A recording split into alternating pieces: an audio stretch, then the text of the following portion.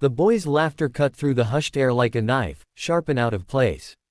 The tomb of the unknown soldier stood silent, sacred, its very presence demanding respect.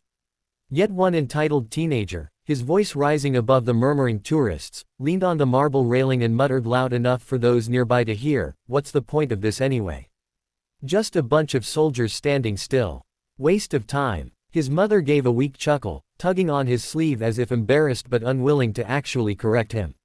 That's when the crowd began to shift, because directly in the boy's line of sight was the guard on duty, a single dad, a veteran who had sacrificed more than the kid could ever imagine.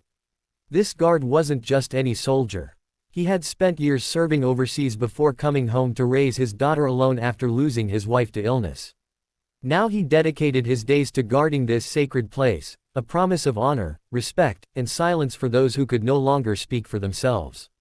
To him, every step, every click of his heel against the stone walkway wasn't just duty, it was a vow carved into his soul.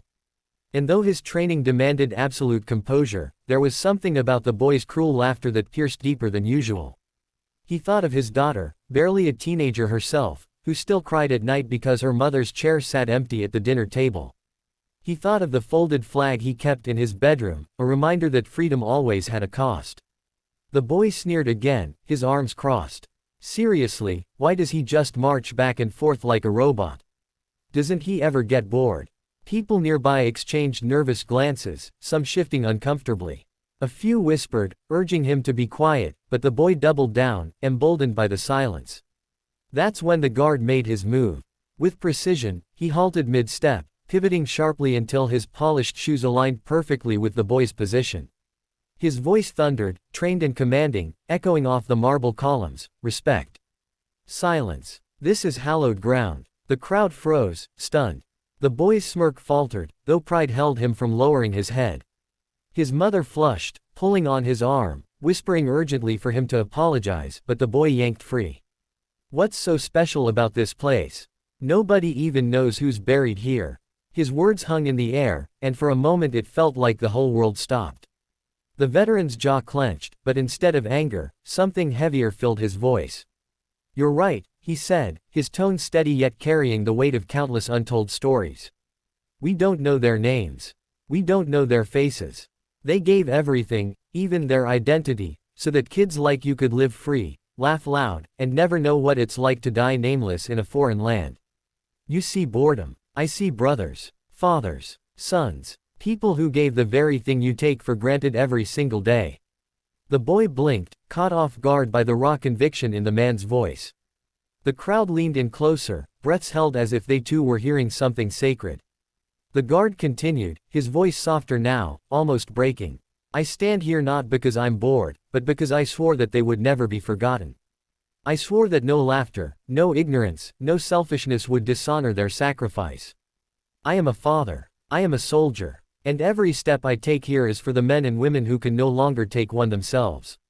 Silence. Heavy, absolute silence. The boy's face reddened, and for the first time, his defiance cracked.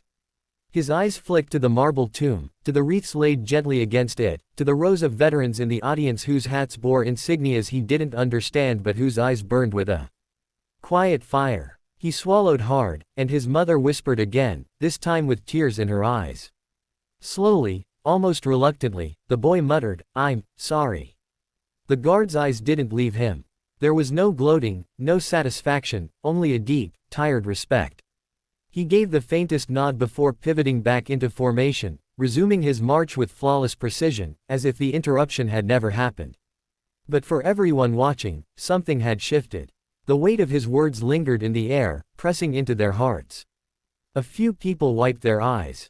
A veteran in a wheelchair saluted with trembling fingers. Parents pulled their children closer, whispering explanations about sacrifice and respect. The boy didn't say another word for the rest of the ceremony.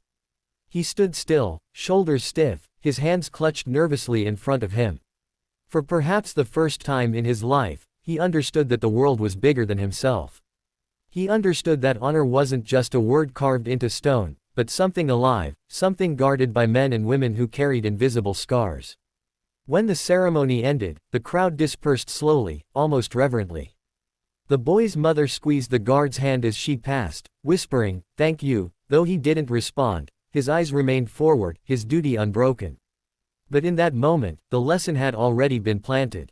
The entitled boy had come seeking entertainment, but he left carrying something he could never laugh off again: respect. And to those watching at home, let this be a reminder.